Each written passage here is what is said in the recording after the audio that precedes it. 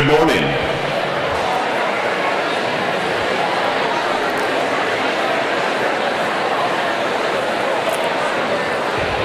We'll try that one more time. Good morning. Great. Well, welcome everyone to Convocation and Seattle Central Community College, the Seattle Community College's downtown campus, and just up the hill from the Space Needle, which inspires the theme of today's program, which is Moving the Needle. We'll be hearing more about the Needle during the program this morning. Like other neighborhoods around the city, Capitol Hill is under construction, with the trolley line being built right outside here today. And if everything works on schedule, we'll be able to take the new trolley line to campus for the next convocation here at Seattle Central in 2015. Pretty exciting. And it's my honor to be asked to be the MC for today. And it's wonderful to bring everyone together here as a district, that we all have a lot of successes that we need to celebrate at each campus, but because we're all part of the district, it really allows us to celebrate ourselves as a district. But because I'm also the MC, I had to make sure that I had an opportunity to do a little bit of a roast of each campus. It is true that each campus is very successful, and we're all unique together as a district, but each campus has their own challenges, at least in this past year. So maybe I'll start with South Seattle. So South Seattle, some of you may or may not have heard, this past year there was an issue with some union construction there, and there was a large inflatable rat that was placed on the lawn at South Seattle. What's interesting about this is, rumor really travels quickly across the district, and I think all that was heard was some board members heard that Gary Ortley was checking out an inflatable at South Seattle. So they had to call a special meeting to get to the bottom of that matter. So I think that's all cleared up now. All right. Then we have Seattle Central. And Seattle Central, last year with Occupy Seattle is interesting because there was a vast opinion and differences between faculty and students, within faculty and students and administration, about Occupy and the movement and actual camping at Seattle Central. So President Kilpatrick has been really clear that in all opportunities we need to find a learning moment. But I do have to say I'm a little bit concerned that Paul has decided that in all President Cabinet meetings from here on out, we will no longer have verbatim minutes. What we're going to have is drawings, and the drawings will be either the waggle up if we agree or the waggle down if we don't agree. So I'm a little concerned about that, Paul. A little concerned about that. And then we have North Seattle Community College with Mark Mitsui. I think there was one person that went woo on that one. Well, North had their own issue here late spring, early summer. It was the attack of the rabid raccoons. And what was interesting about this was the media was talking about this as being a public safety issue, and North was actually acting appropriately by putting warnings up on trees about those angry raccoons. But then there was public debate saying, save the raccoons, don't trap the raccoons. But to this day, I don't know, Mark, were you able to capture the raccoons? No, they have not been captured. So, Mark, I heard that there was an issue because you didn't know how to capture the raccoons. I heard that you were using Elmer Fudd's playbook as well as Caddyshack, so that probably wouldn't work as well. So I think I should move forward. Did I forget anybody? Oh, well, they're forgotten anyway, so I guess I could just move right on. All right, so as we begin, let me introduce the speakers on stage, and I'll ask you to hold your applause to the end. So we have members of the Seattle Community College Board of Trustees, Tom Malone, who is just completing a term as president of the Statewide Trustees Association for Washington State. We also have board member Albert Chin,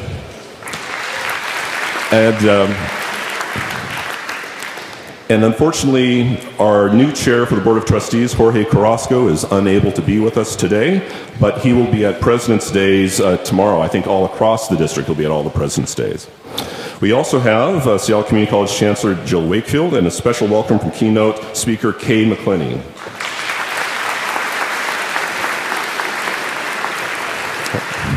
And please join me in welcoming the members of the district leadership team in the front row.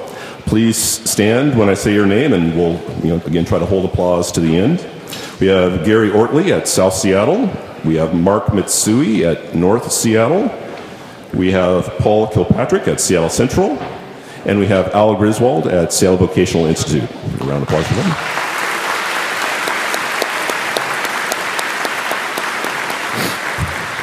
And then another round of applause goes to the other leadership for the district. We have Karen Weiss, who's the district vice chancellor, Kurt Buttleman, the district vice chancellor for finance and technology, and Charles Sims is unable to be with us today, or of course Charles Sims, we all call him Mr. Smooth. He's so smooth that he was able to get out of today's event because he's on vacation. That's pretty smooth. That's pretty smooth. Yeah.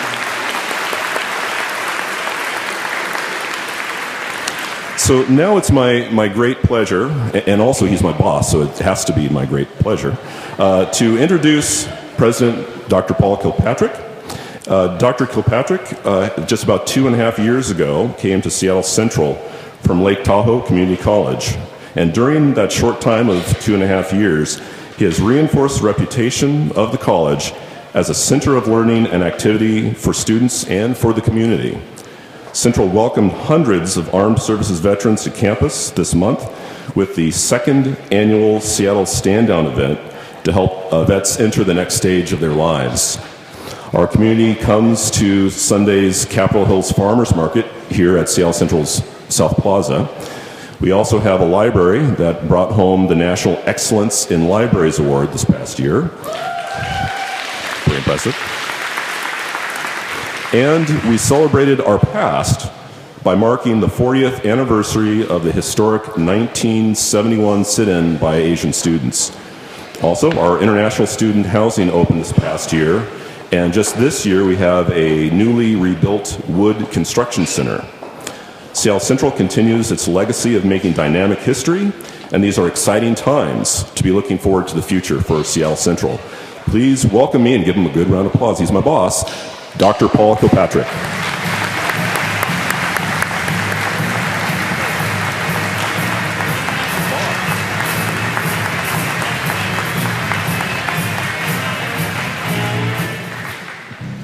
It's got a nice beat that time, thanks. Anyway, as was said, welcome to Seattle Central. I know for some of you it may have been like an obstacle course getting on Broadway and trying to navigate the streets and things of that nature, but it's also been said that sometimes in order to get to heaven, you have to go through hell. As was also mentioned, that we will be showcasing the opening of our new wood construction center. They will have an open house. They may not be aware of that, but they will. And we had a chance to tour it just a month ago, and it really has state-of-the-art equipment in there, state-of-the-art theater. I mean, we're going to make money off that, baby. So, yeah, and we're also looking at getting the funds to remodel the Maritime Academy as well and do a new construction build on that one, and that is really going to be state-of-the-art as well. So this looks to be a very, very exciting year for Seattle Central because there are just so many opportunities for partnerships to move forward, to move our own needle forward with regards to being of value added to the community. So I'm very happy to be here. I'm happy to have my colleagues here. Really happy to have President Ortley here and up and running again. So that's good. So the team is fixed now. We've got the whole team now with Mark Mitsui and Gary. So we're gonna make things happen in the district and do a lot of good things for a lot of good people.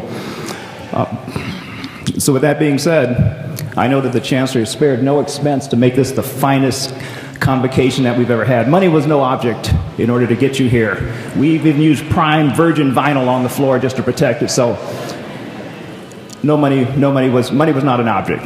So I had 2 minutes, and I think I did my 2 minutes. Welcome to Seattle Central.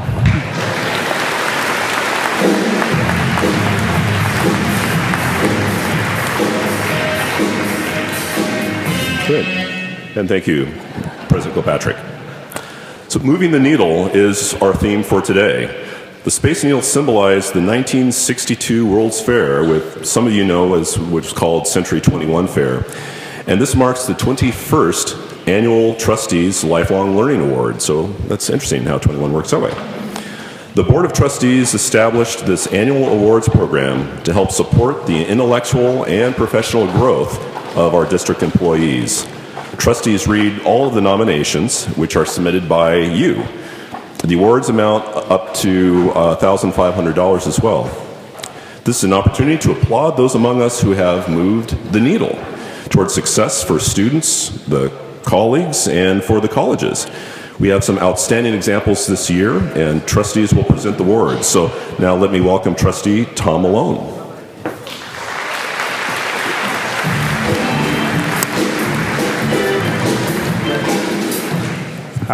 Thank you, Butch.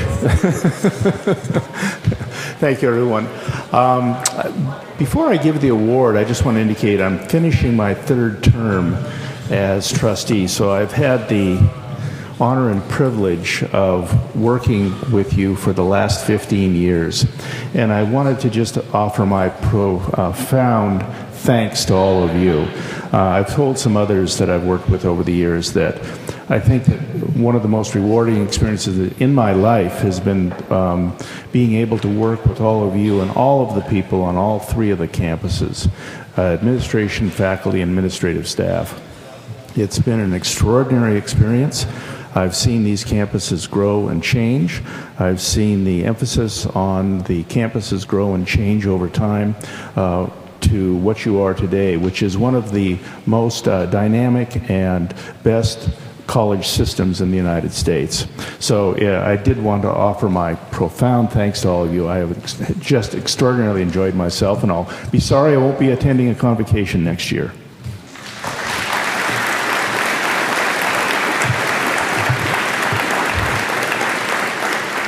So it's one of the good things the trustees has done is establish these awards. So I'm very pleased to present the Lifelong Learning Award to Heidi Lyman, faculty in mathematics at South Seattle.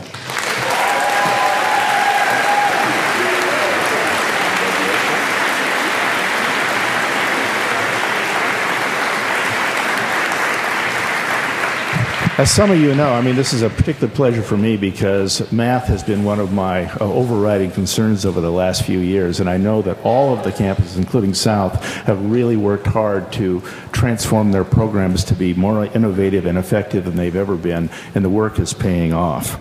Heidi's one of those people. Heidi has an extraordinary influence on students she's taught and tutors, on colleagues she collaborates with and inspires, and the entire campus community who cheered her on when she flew with the Blue Angels doing Seattle Seafair last year. Okay, got to ask the question. Yeah. Were you able to make it through the flight intact? Yes. You were? Okay. No. I went extreme with the hick maneuver, so nothing would happen. Oh, good for you. Good for you. 0 G's. A lot of fun. Okay. Yeah. In 2011, the world-famous jet fighter team selected her as a key influencer because of her impact on young people. The honor included a first-class flight during one of their rehearsals over the city, an experience she was able to turn into math and science lessons for her students. Now, that's being on the job. So. Heidi came to South in 2002 and has been math faculty coordinator since 2007, working especially hard on developmental math classes where students are most at risk for dropping out of school. She is tireless on behalf of students as a tutor, mentor, and advocate in creating opportunities such as a program for Phi Theta Kappa Honor Society members to tutor students in math at Chief Sealth High School. Notice I even got Chief Sealth High, see, down Seattle. On campus, she collaborates in committees at South, across the district, and beyond. Faculty recognized her with the NISOT Award in 2010, and students honored her as their commencement speaker in 2011. A very deserving nominee, Heidi Lyman.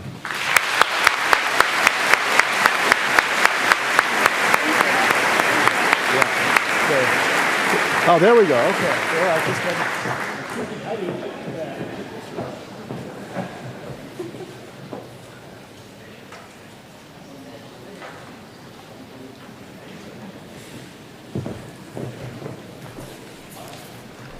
And now an old friend. I'm pleased to present the 2012 Lifelong Learning Award to Dave Eberhardt. Yeah.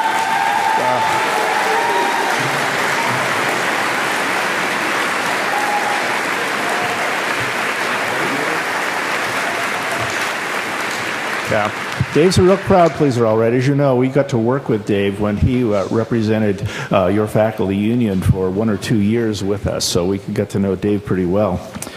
Dave has been an active and collaborative part-time faculty member of the business department at North for many years, but he has a full-time list of accomplishments.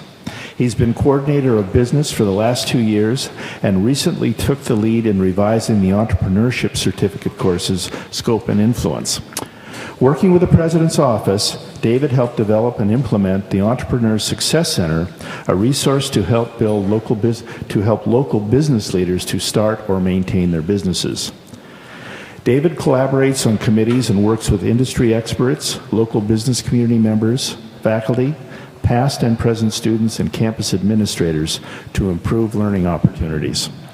David has held many faculty senate positions from presidents to grievance chair. He also has been active in the AFT, serving in a number of positions, including a year as district president. Outside of the college, David has participated in the Chamber of Commerce groups in Shoreline, Lake City, and South Snohomish County. He's always willing to take on extra work if it will benefit students, faculty, or his department. Please join me in congratulating David on his lifelong award.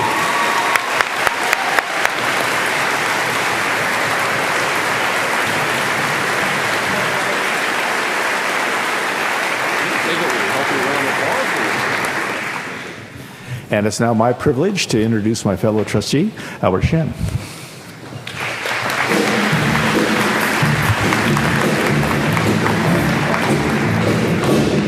Oh, feels like a Mariners game, except for last night. Thank you, though. I'm pleased to announce, to present the Trustees Lifelong Learning Award to Shara Shadell.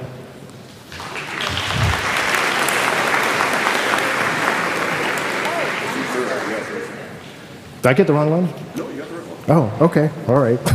Sorry, my bad. Sarah's was introduced to North when she was a 16-year-old student earning her GED through...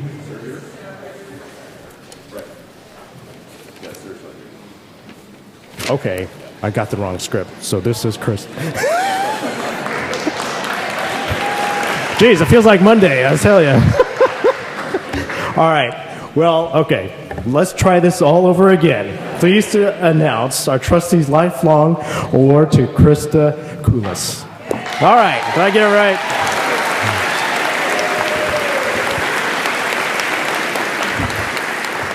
Jill's going to spank me next after this, I swear. But anyway, one of our main things as the Board of Trustees is to ensure that we all operate district-wide, and I think Krista has definitely done that. She has shown as an example of operating at South, Central, SVI, Georgetown, and sounds like all over the place. So I really want to thank Krista for her service. She came to South 7 years ago. She had a degree in chemical engineering and a high-speed approach to change that brought nearly instant results. Her philosophy is that a picture is worth 1,000 words. And who wants to read, it is true, read a long report every week. She photographed safety and waste management violations for her weekly report and found that violations were fixed before the next weekly inspection. Rewarding success, she photographed the good examples as well.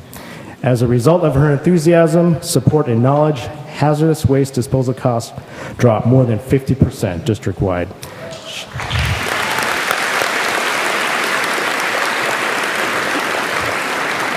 She helped programs such as auto collision repair, automotive, diesel, and landscape horticulture to earn King County 5-star EnviroStar ratings.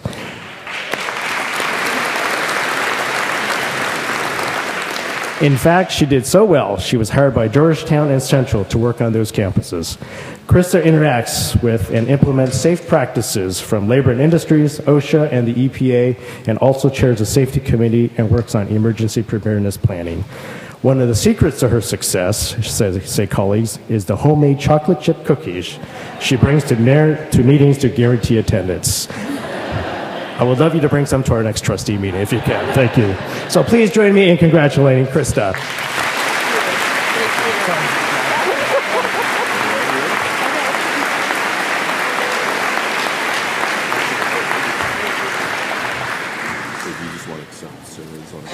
Yes, I will just go ahead and accept Sarah's on her behalf. Is she here? Oh, there. Wow, this is going really well. For a moment there, I thought we'd have to give an award to an empty chair. Oh, yeah. Okay, here we try again. So let's give a warm welcome to Sheriff Shadell.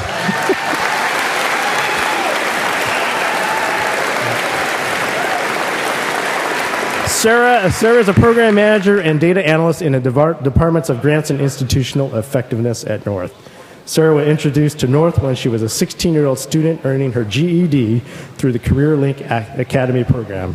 She continued for 5 years as an hourly administrative assistant for Career Link while earning her AA degree at North and her bachelor's degree at the University of Washington. Since then, she has worked in the grants and institutional effectiveness offices, earning rave reviews from administrators, coworkers, and students. At North, the question, how does that work, is often followed by another question, have you asked Sarah? Her coworkers say she not only solves problems, but is truly gifted at anticipating them before they happen. Those who work with Sarah say they cannot imagine North without her. Sarah's primary focus is student success, and she never fails to make students feel welcome and well served. We heard there is a path worn in the carpet leading to her door from students and coworkers all across the campus who come to her for assistance, direction, and advice. Please join me in congratulating our version of Google, Sarah.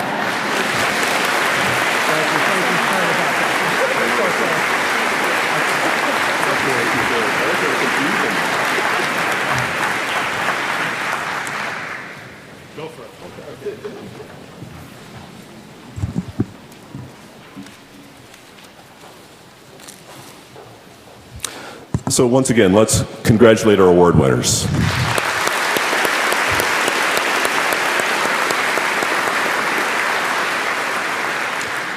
So now it's our pleasure to recognize one of the many exceptional initiatives at the Seattle Community Colleges. The Seattle Community Colleges are among 19 charter members of the League for Innovation in the Community College, a select group of colleges recognized for ongoing innovations in higher education.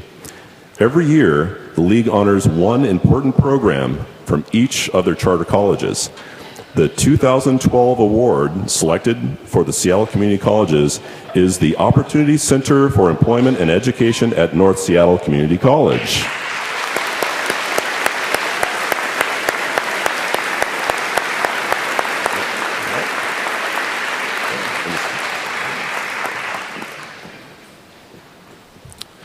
The OCE&E is a first integrated service center of its kind in Washington State and one of the few across the country. Since the center first opened its doors in spring 2011, more than 50,000 people have come to campus for one-stop help in finding a new job, career retraining, or to sign up for public assistance benefits. The center was championed in the state legislature by House Speaker Frank Chopp and by Representative Phyllis Gutierrez Kinney, who sponsored the legislation and also is a former board member for Seattle District. They worked with former North President, who we have today, Ron Lafayette, to make a vision a reality for the college and for the community. Current North President, Mark Mitsui, has overseen tremendous growth in the services. Center Manager Wendy Peterson integrates the many educational, training, employment, and support agencies to provide streamlined services for its clients. Founding partners for the center were the State Departments of Social and Health Services and Employment Security, the college, and the Workforce Development Council of Seattle-King County. The LEED Gold certified 45,000 square foot facility has become a landmark on the campus and for the community. The center is considered a model for other community colleges across the country. In fact, this afternoon, team members are taking part in a League for Innovation iStream presentation to share more background about the project. Details about how you can assess the League iStream are on the faculty and staff section on the district's website. Please join me in congratulating the award winners for this accomplishment. Thank you. Round of applause, please.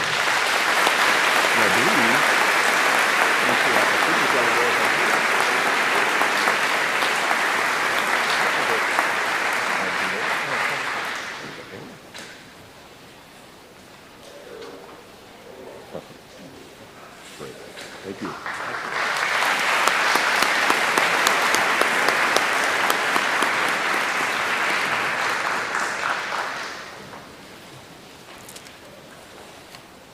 And also, this is an opportunity for a brief musical interlude. So with the musical interlude, we would first of all want to thank a good company, which is gathered under the direction of Seattle Central faculty member Brian Kurt. Let's thank Brian, along with Butch Harrison, and Wadey Irvin for accompanying the program today. Thank you all.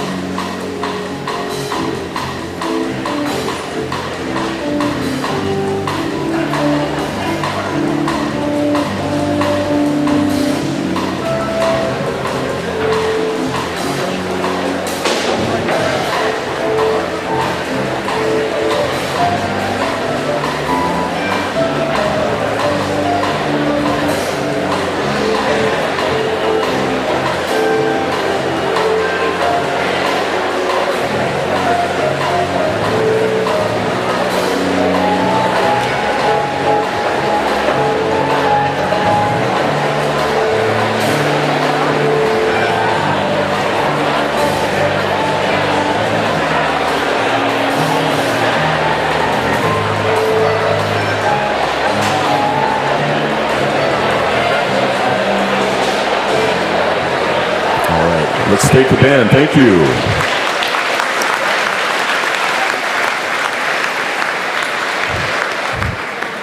So interesting. So the song was Girl from Ipanema. And so it actually gives me an opportunity in transition to introduce our chancellor. So it's a great pleasure to introduce the chancellor of Seattle Community Colleges, Jill Wakefield. For many of you, you know Dr. Wakefield, and she really needs no introduction, but let me say a few things about her. She came to the chancellor's office in 2009 after serving for 30 years at South Seattle Community College in a number of roles, including campus president.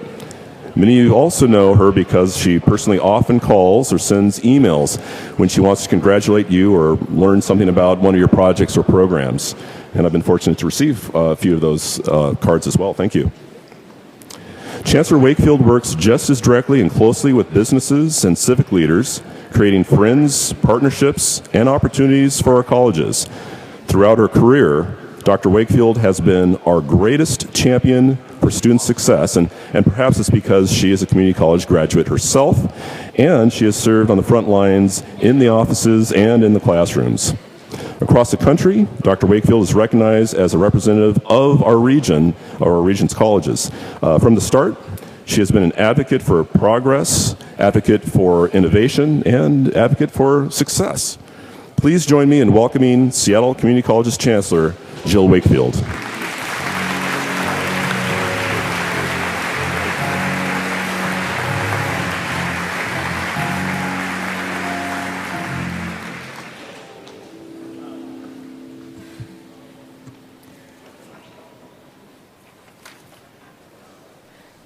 Wow. Thank you, Warren, for being a leader on our team at Seattle Central and for emceeing Convocation. And saying yes. Dr. Brown has been in one of those dual positions that the Seattle Community Colleges are becoming known for. He's Executive Vice President for both Student Services and Instruction. Well, Warren came to Seattle from Cascadia via Whatcom and Pierce Colleges and from the University of Washington. But he has a special connection here. When I started, his father, Henry Brown, was Director of HR. So there's a real family connection to the Seattle Community Colleges, and we're glad you're here. And I'd just like...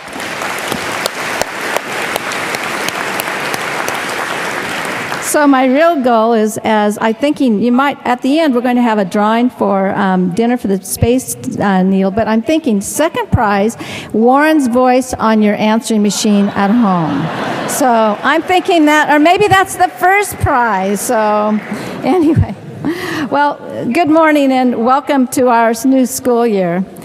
the Seattle Community College's 42nd Convocation. No, I haven't been at all of them, but I have attended the majority, and I still get a little excited and a little nervous about the new year. I think it comes from the fact that I attended 17 schools, so every fall it's the things students worry about. Am I ready? Will they like me? Am I dressed okay? So as I thought I could do something about it, I was wandering around the store the other day, and the clerk pointed out this coat and said, Michelle Obama has that jacket. So I said, I don't even need to try it on. Doesn't matter, she's 12 inches taller than me. I need that jacket. So I bought it, and with the thought that this jacket will channel Michelle's great speech at the convention. And there was one comment that kind of gave me chills, is when she said, I want every military family, I want every military wife to know that we have your back. Well, I thought about it, and I thought, I want every student to know, every student who comes through our doors to know that they have placed their trust in the right colleges. We have their backs. All 5,000 of those new students. We have the right colleges, the right faculty, the right staff to realize the bright future they hope for and to create better lives for themselves and their families. So it's a great time to come together, to catch up, welcome each other, and re-energize for a new year. Our tradition is to welcome new members to the Seattle Community College's family. So this is quite easy. Would everyone who has joined North Seattle, Seattle Central, South Seattle, or South SVI since last convocation please stand up so that we may welcome you?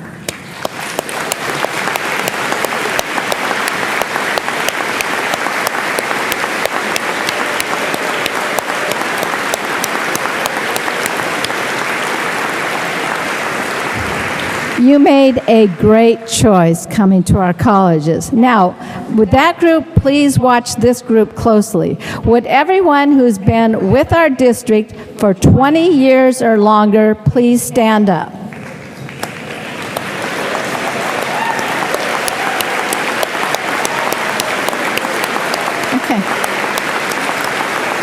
Okay.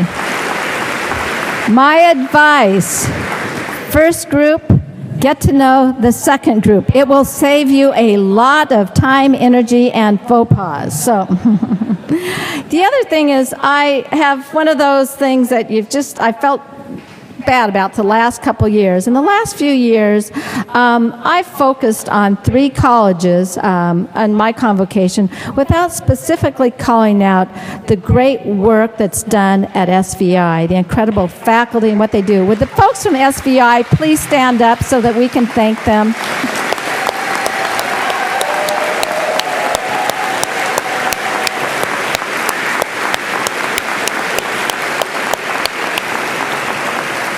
I've had that on my list for a while, and I think, please let us know. Please, you should know how we feel. Well, so this summer, I've been thinking about milestones, probably because I hit a few big ones. Maybe some of you also have. Those are those defining moments in your life. If you're on the freeway, it's the milestones or the reference point along the road that assure travelers that they're on the right track, or a reality check on the remaining distance to your destination. So a few might have been your first paycheck, your graduation, your first house, the first time you were picked last, the first time you took advice from your kids. So I thought, what are some of those in my life? And I came up with a couple. One was when my son graduated from college, got a job, and moved out of the house. Yay! And he's still out, so that's good. And the second one is in about 12 days, I will go to the doctor and will find that I am 5 years cancer-free. That's a big deal. So. Thank you. Well, thank you. I think we all have those moments, and I think it's sometimes important to celebrate them. So I'll be having a big party, and you're all invited. So, but the one milestone that really stands out for me was the Seattle World's Fair. This is the 50th anniversary, as I'm sure you've seen everywhere, but it changed me, and it changed our city.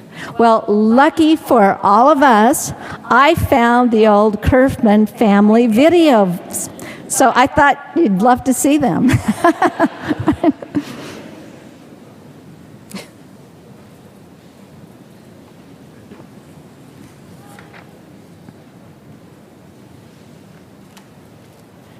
Or maybe not.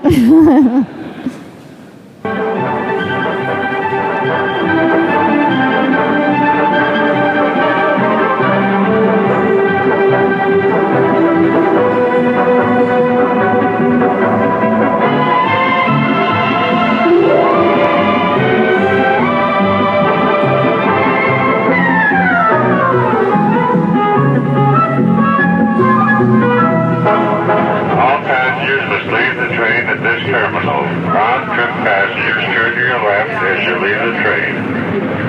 Exit to your right.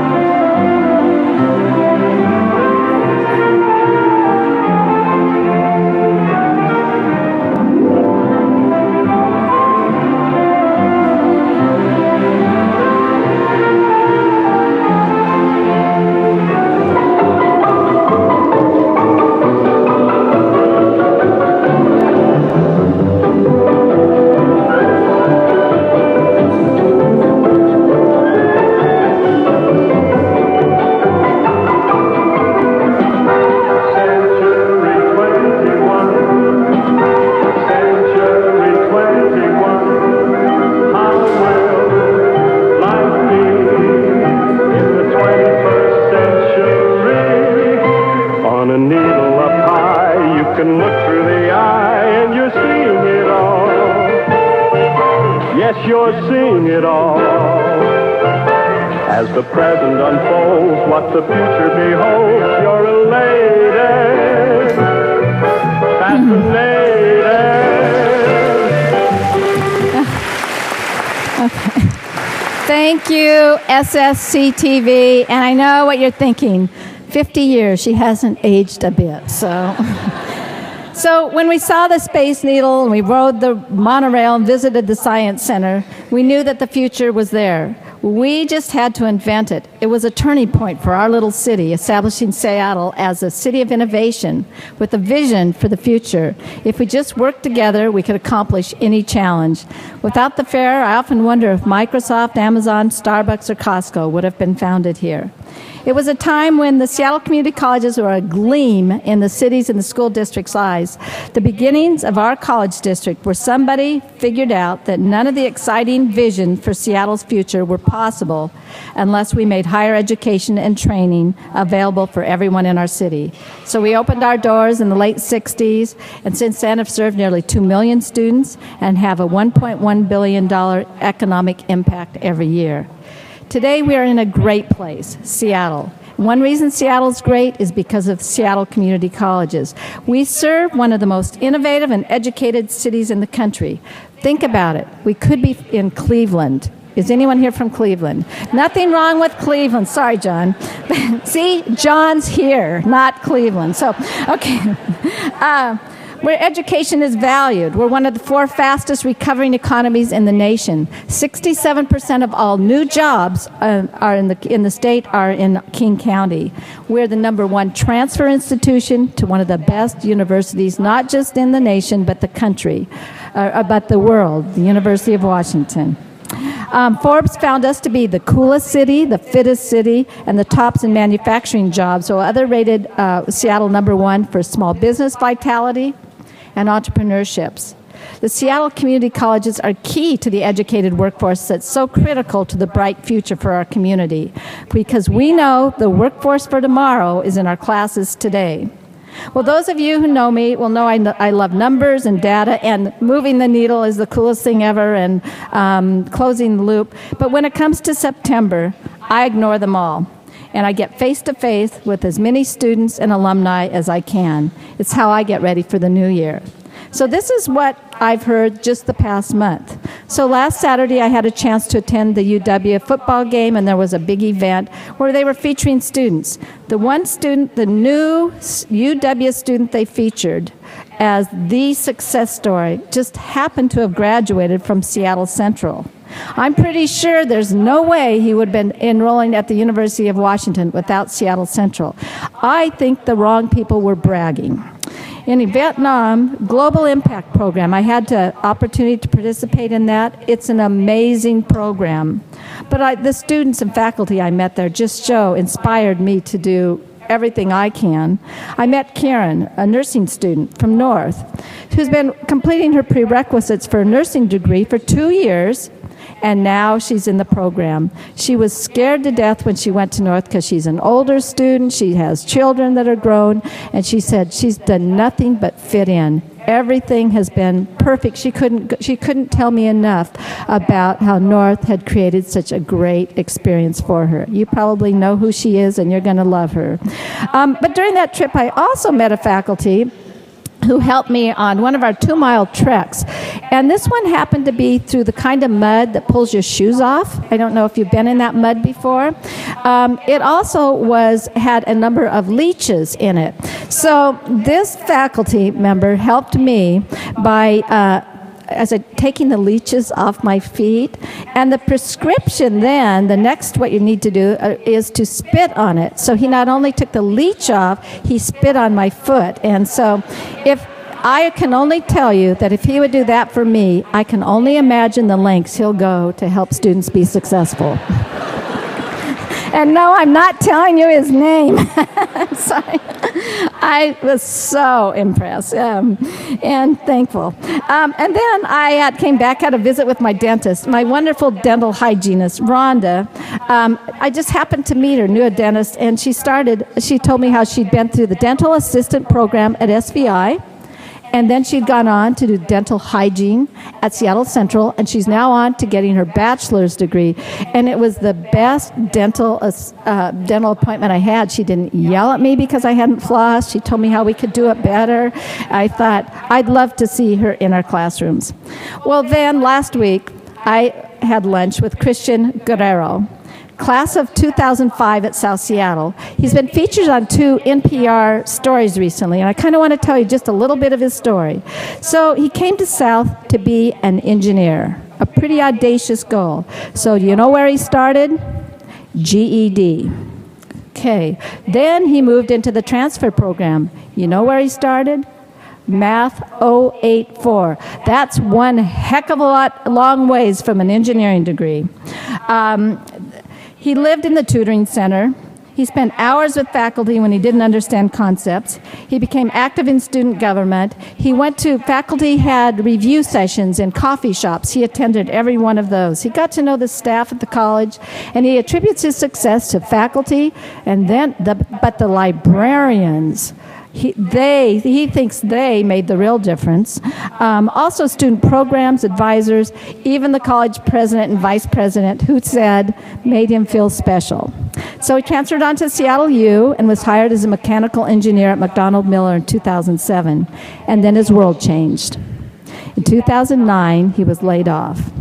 So he started a food cart, a taco truck. So I was sort of asked him, so were you resentful that your education hadn't paid off for a secure job? That's a huge investment. And he said, no. He said, training as an engineer helped me be successful as a business owner. He said, Christian said, once you have an education, your perspectives change. Getting educated, I will never be the same. So a year ago, McDonald Miller hired him back. He's still running the food cart, and we met for lunch. I was so impressed with his self-confidence, his professionalism, his appreciation. He wanted to pay for lunch. He wanted to pay for lunch because I think he wanted to know that he's doing well and is very thankful for the college's role in his good luck. Not good luck, but good fortune. So how many of us did it take to get Christian to graduation? Well, I don't know outside the college, but inside it was at least 100 or 150 involved in his success. Now, our challenge is how do we change Christian from being the exception to being the norm? Well, over the years, we've moved from the open door to a focus on access and completion because we know that students who complete are the most successful and the less likely to be unemployed. We've moved from being a junior college to comprehensive and workforce and basic skills. We doubled our enrollment from 25,000 when we started to 50,000. We built a transfer program that is second to none, one of the first to include learning communities, global studies, and STEM. We added programs as the community changed, moving with the business community to expand healthcare, IT, manufacturing, business, and transportation. We're one of the first in the nation and in the state to expand to the BAS degrees for our professional technical programs. We brought SBI into the Seattle Community Colleges family, and we pioneered new ideas that have changed community colleges, the IBEST program. We've become a leader in global studies, one of the advantages of having one of the highest enrollments of international students. And we piloted the Opportunity Center, a model for integrating social and employment services with a community college. Thank you, Ron, has he left? Ron Lafayette for that, bringing that idea here. We piloted student success initiatives like the 13th year at South. That's having great results. Statway at Math, a new way for math at Central. Redesigning college math at North.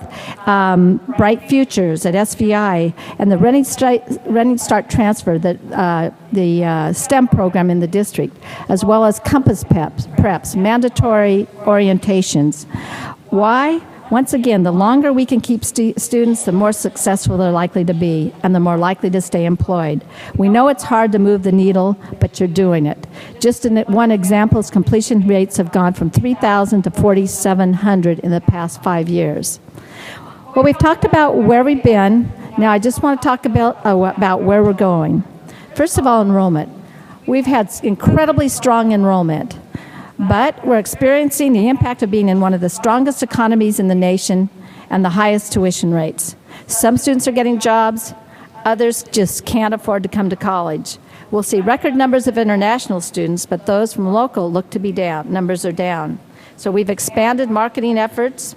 We're looking to start mid-quarter classes. We're examining our enrollment processes, and we're taking on a major branding initiative to align how we relate our strong colleges with the strong districts so the public really understands how our system works and how it works for them. A couple opportunities to increase enrollment that we're looking at is with the high schools.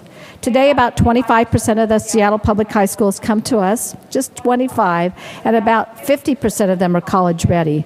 We're going to change that around to make sure that the percentage coming to us is at least 50% with 100% college ready. That will be a game changer. With our new superintendent, I think we can do it.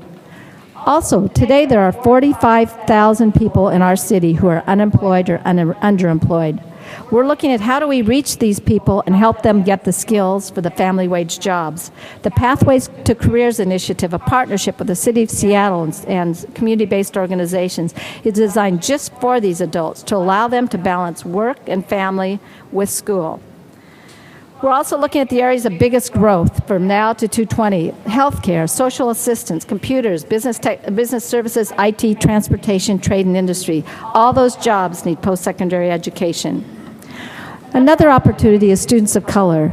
Expect huge increases in students of color in the next 5 years. We're the #1 choice for those students. I think we just need to continue to focus on why we are the best choice for students of color and all students, but there's focus on diversity and excellence, and that we're committed to the success of every student who comes through our door, and we'll provide the services to do that. The BAS degree, we've got 2 strong ones. We're going to expand to 4 more. Healthcare, you're at Central, International Business at South, and Vocational Teaching at South, and International Business at North, Teach Tech at South, and Building Sustainability at South. There's a huge shortage of bachelor's degrees in this community. We're perfect opportunity for our college to take advantage of them. The third is technology and online instruction. We're now about 8,000 students in line online and 3,000 hybrid. That's 20% of our enrollment. What we really need to understand is how technology is disrupting higher education, figure out where does the Seattle Community College belong in this whole thing. Are we in step with student expectations and employer demands? Are there opportunities for our district because of its size that we just haven't thought of? What are we doing about the impact of Western Governors and Phoenix and Northeastern? I've asked Karen Weiss and the Distance E-Learning Committee to explore these questions and make recommendations about opportunities that make sense for our colleges.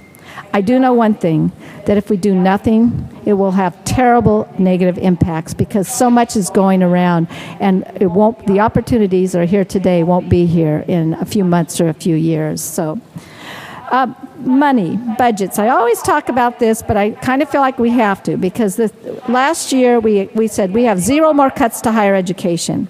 Well, the relief was temporary, as we realized we're living with the impact of 4 years of budget cuts at 24%. Our state budget this year was $55 million. 2010, it was $72 million. That's what we're still living with. We need the state to fund higher education and to stop pricing students out of our colleges. The tuition is too high.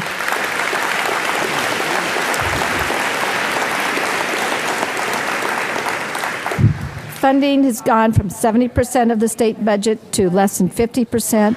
When you talk to candidates for office, ask them what they plan to do to restore funding for community colleges. Mention that we're already among the most efficient colleges in the state and in the nation, and that our economy depends on a great higher education system.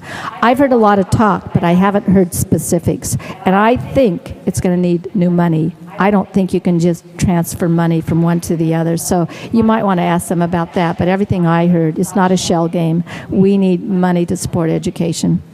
Well, now, affordability is the center stage as the most important issue pressing colleges and families alike. But this is a great opportunity for us. I'm convinced that the tuition increases at four-year universities and parents' lack of interest of taking on a lot of loans means that more students will be coming to our doors to get the AA degree and then transfer. We need to promote again and again what a great opportunity it is about the quality of our programs, the small class size, the incredible faculty, and the success of our graduates at the universities in careers and in life. They do as well or better than anyone who starts in a university, and they get to start classes in classes of 30, not 3, 4, 5, 600. I just see that poster. The class, physics, chemistry 101 at Seattle Central Community College, chemistry 101 at the University of Washington. It's sort of a picture. Well, Seattle needs to get more people to more education. That's where we fit, to ensure that Seattle continues to be such a great place to live and work. Tom Friedman's latest column says technology and globalization are wiping out low-skilled jobs faster while steadily raising the skill level required for new jobs. Lifelong learning is the key.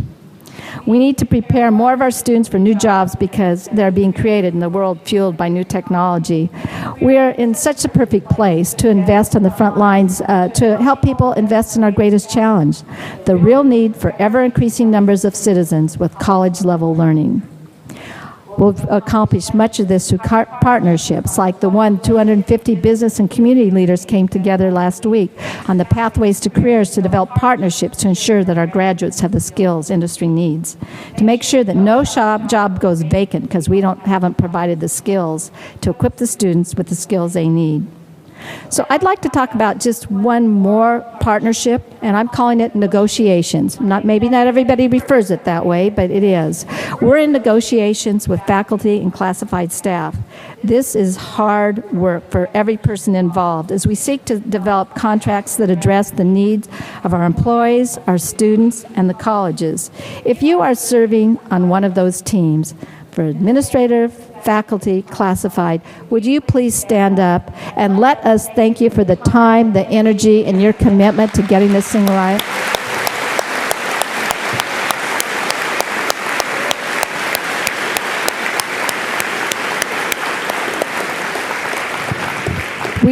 It's tough. There's not a lot of money, and there's a lot we need to do, but with the people we have on the teams, we'll get this done, and it'll be a contract that we'll all be proud of, both sides. So thank you.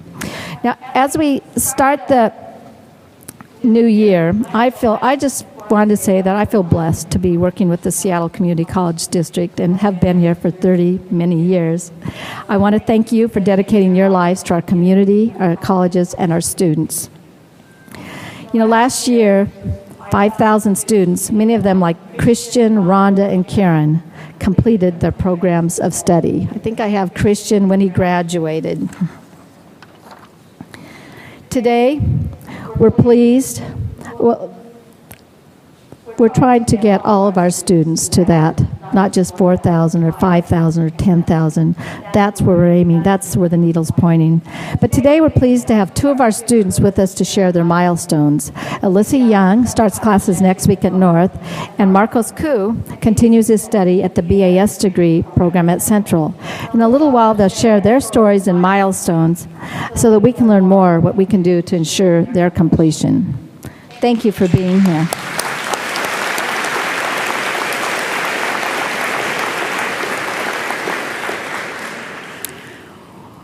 Well, now, transition. Student success is now part of the National Dictionary on Wikipedia, thanks to Bill and Melinda Gates Foundation.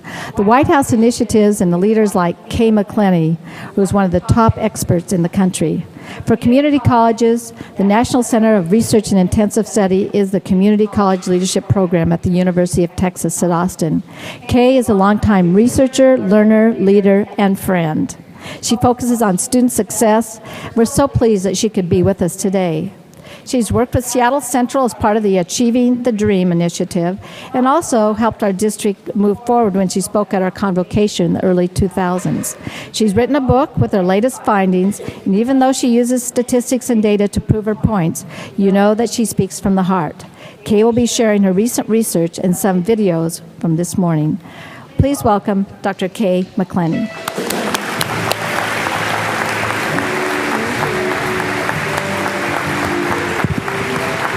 Thank you. Good morning. Thank you. Hello, Seattle. I, too, Jill, was at that 1962 World's Fair. I was but a child, but I do have Seattle roots. I was here because my paternal grandparents lived in West Seattle, and my father graduated from West Seattle High School. So this is, for me, a little bit of home, and I'm delighted to be here. I want to say, not to Jill, but to you, that Jill Wakefield, for reasons of leadership, of heart, and of personal courage, stands as an inspiration to many of us, not just in Seattle or Washington, but across the country. And so, happy 5th anniversary, Jill.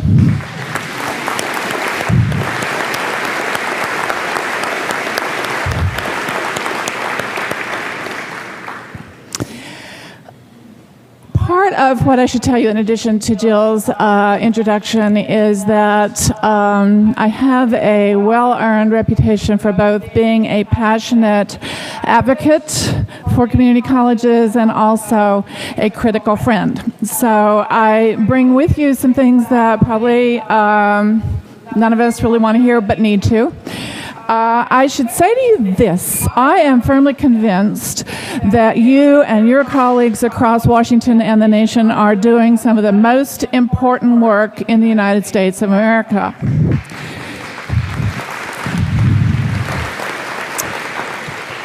I have a lot of data to support that claim, but I'm not going to share it with you this morning.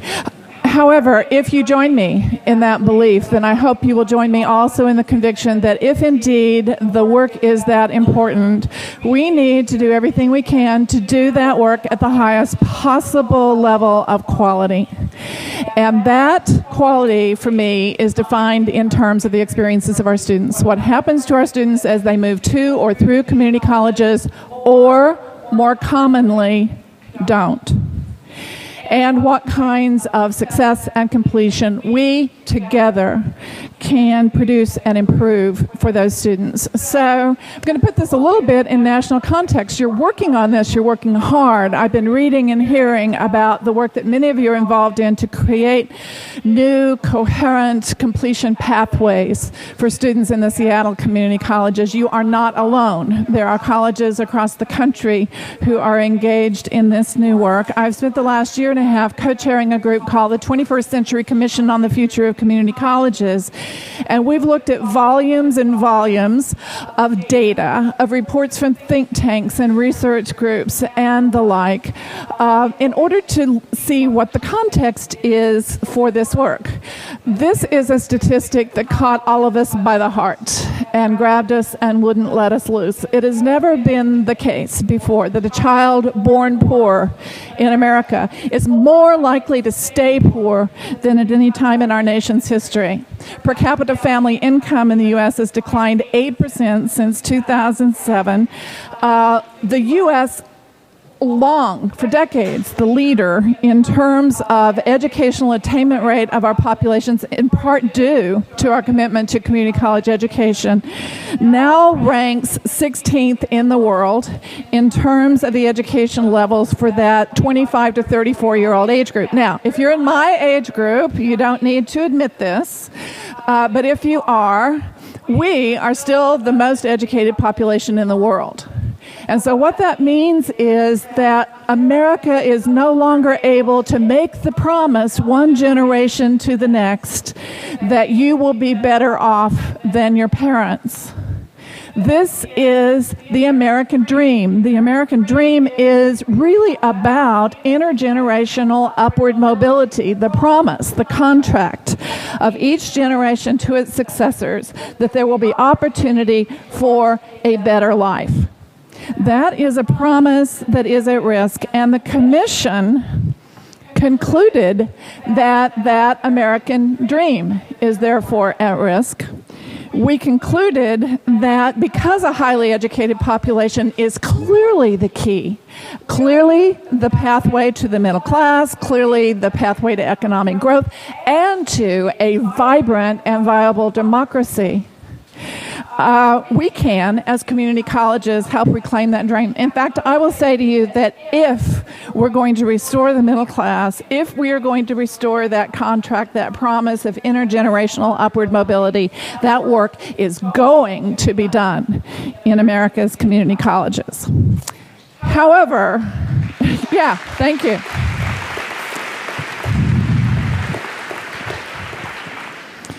It's a darn hard lot of work. And if we are to step up to that challenge, it's going to mean that we here in Seattle, we in Washington, we across the country are going to have to ask ourselves a lot of hard questions and be willing to seriously rethink some fundamental things about the way we serve our students. And that's what I'm really here to talk with you today. And in doing so, I'm going to be telling you, at least a lot of you, some things you already know, because there's already work going on here with the completion work, the pathway work, and many of you are involved in that. So, why community colleges? Well, the short end of this slide is community colleges because that's where the students are. Right. That's where the students are, who are the students that we need to ensure have the opportunity not only to have access, but to move through our colleges successfully to the completion of credentials, of certificates and degrees, and to transfer successfully to four-year institutions. So, I'm going to tell you that every time I talk about college completion, which I do a lot, I've been in about, 9 or 10 community colleges in the last 3 weeks, and because it's this wonderful time of year, the beginning, the new start, the fresh start that all of us get each fall. And it's about 10 nanoseconds into a discussion about completion when somebody says, well, not all of our students come here to complete a degree. How many of you were thinking that? Oh, you don't have to tell me. So I'm going to tell you right off the bat what my response to that is, because it does cross a lot of people's minds, right? I see some of you nodding your heads. All right. First of all, it's true. Not all of our students come to the Seattle community colleges to get a degree. Some do come to take that course in HTML or French or whatever. But look at these data. These are national data from the Community College Survey of Student Engagement. You see that 83% there? 83% of students in American community colleges say that their goal is to get an associate degree. Now, these numbers add up to more than 100% because students have more than one goal. Sometimes they want to upgrade their job skills or change careers while they are also working toward an associate degree or transfer for a baccalaureate. This number has changed over the 10 years we've been doing the survey from 59% to 83%. Our students get it. Education is the pathway to a better life. And so the first thing I say to people who say not everyone comes to get a degree as well, 83% of them do. Number two, it's correct that not everyone comes to get a degree, but you can never convince me that anyone comes to take 8 weeks of mathematics or 6 weeks of anatomy and physiology. And so that's the reason that successful course completion rates are the cornerstone for success in the community college world. Community college students succeed one course at a time. And that's why every faculty member in this room is so incredibly important. Third statement, degrees are good for people.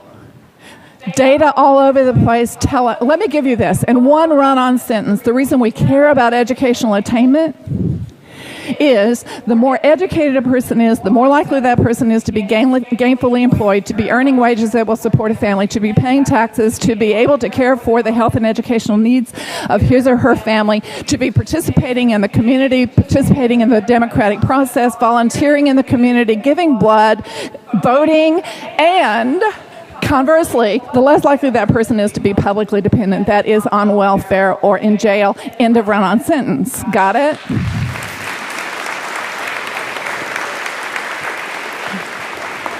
I'm sorry. This is really, really awful. Okay, so here's a set of starting points, not for your college district specifically, but for you working in good company nationally. Only 28% of full-time, first-time in college, associate degree-seeking students graduate within 3 years. Fewer than half, 45%, who enter with the goal of earning a degree or certificate have met that goal by 6 years later. And as you, I think, well know, slightly more than half of our college students return for their second year. About 48% are gone before the second year of college. So now, I'm going to talk data, but I always want to put data about community colleges in the context of who the students are, what the colleges are trying to do, what our mission is. So how many of you have already been to the gym this morning, worked out, did your stuff? Okay, that many, huh? You're excused from the following exercise. Don't do this yet. I want you to think about this, about your students, and watch your colleagues as we move through this very quickly. I want you to stand up if you personally ever attended a community or technical college. Look at this. Look at this. Woo! Yeah. All right. Stand or remain standing if you actually graduated from a 2-year community or technical college. Okay, still a good number. All right. If whatever kind of institution you went to, if you were attending school as a part-time student and working 20 or more hours a week when you graduated, please stand or remain standing. All right. Okay, here's where it gets interesting. If ever, for any reason, you stopped or dropped out of college, didn't just go straight through and graduate, stand or remain standing. Okay, we got stories here. Every one of these people has a story, as do our students. Okay, if you were a first-generation college student, would you please stand? Okay, that's probably pretty representative of your student population. All right. If you ever had to make this kind of choice, a choice between buying groceries and buying books, between paying tuition and paying rent, let's see you stand up, please. People, these are the kinds of choices that many of our students are making on a daily basis. Please, if your first language is not English, would you stand? All right. Look at the diversity in the room. And if in the course of your daily college life you typically found yourself in the minority on any dimension, race, ethnicity, gender, or age, would you please stand?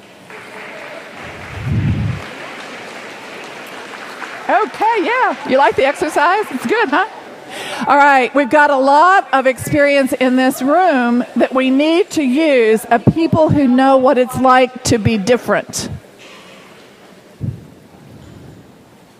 Okay, finally, if you can name an individual person who made a significant difference in your collegiate life, in your development and success in college, would you please stand?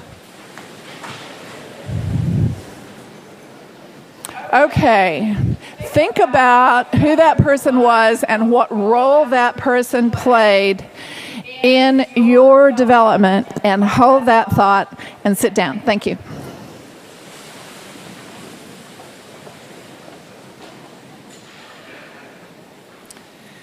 So we're at a point where, as Dr. Wakefield indicated, we're having enrollment challenges. Happens with economic cycles. We have all of these challenges coming at us just at the time that community colleges are getting more attention, more limelight than has ever been the case, from the White House to the State House to the legislative halls to the business conferences and so on. And with the limelight and the attention comes a whole lot of scrutiny and much higher expectations for us in our contributions to the workforce, to the democracy, to the quality of life in America. Now, I take students wherever I go, and as Jill said, we do a lot of survey work from the center. We've now surveyed well over 2 million students at close to 900 community colleges in 50 states. I tell you that because once you've surveyed 2 million students, you can actually say some stuff about what's going on in terms of the quality of the education for our students. So that's number one. But we also do focus groups because we want to hear the voices behind the numbers. We want to see the faces. We want to understand not just what's going on, but why. And you only get the why from listening to students. And so I'm going to invite you to watch with me while we look at a video that sort of pulls together themes from what we've been hearing from over 100 focus groups from students in community colleges around the nation. And when we finish the video, there will be a quiz. The question will be, what did you hear?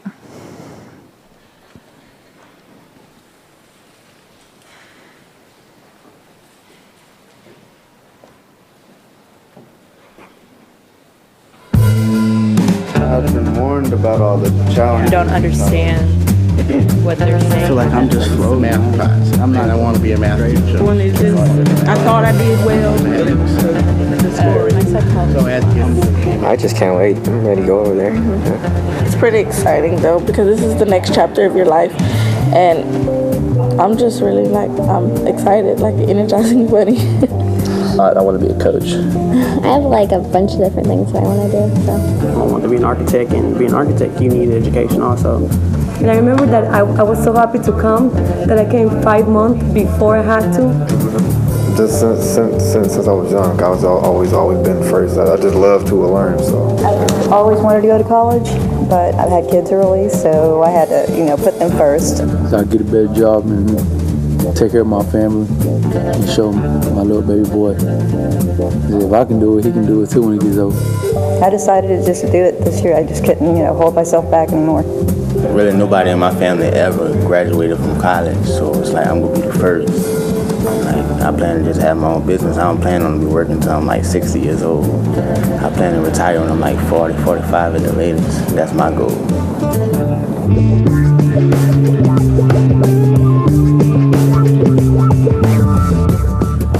I had no idea what to do, to be honest. Like they said, it was very confusing. I got lost very easily.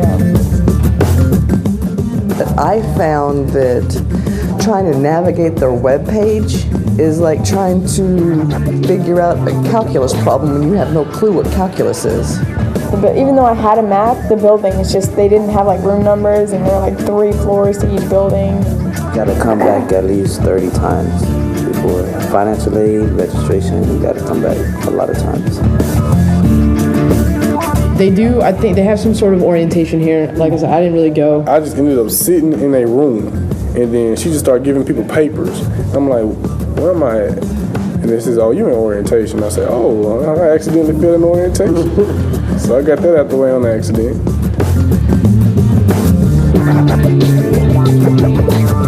I've always been good in every subject I ever taken, so it was like a shock to me that I was like right on the borderline, but at the same time a disappointment because I wasn't expecting to fail to my standards.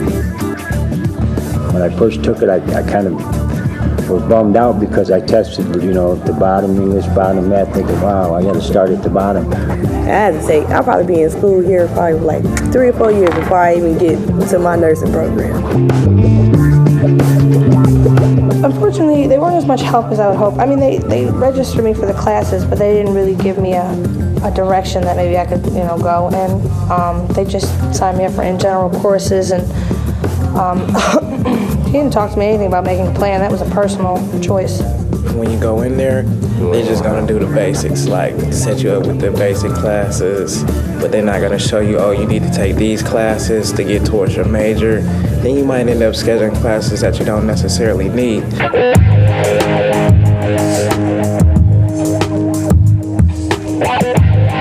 Our government class, we got the same class for government, and we sit there and we're just like, it's just current events. Man, let's speed this up. It's just all current events, man. It feels like it goes by so slow. You get all the information she's going over. She gives it to you in a CD, but then she's gonna read it pretty much verbatim off the slide anyway. So it's like, come on, like tell us a side note or something that's not on the PowerPoint slide. I can read this at home.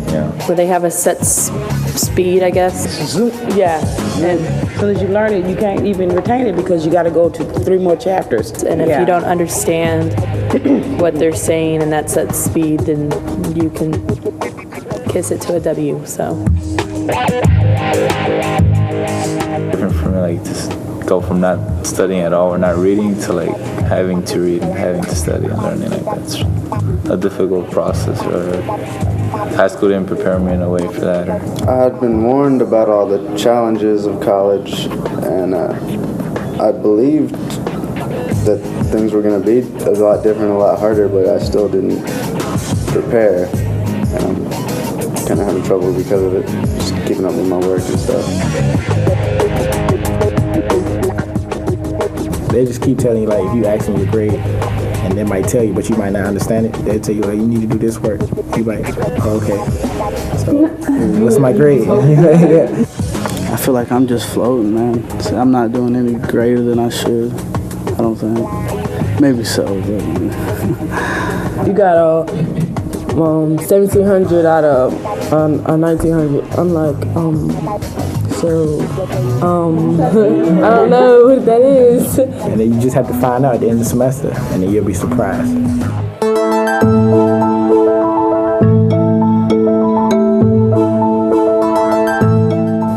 tell them, I don't know how to do this. I need help. Some of it could be just because of pride. Yeah. I think that's what most of it. Yeah. I mean, you just sit there and say, "Oh, I don't need help." I can do this. I can do this. And you get home and you're just confused. I'm like, man, I should have went. I like to push myself mentally. I like to listen in and learn new things, and I know that's what college is all about.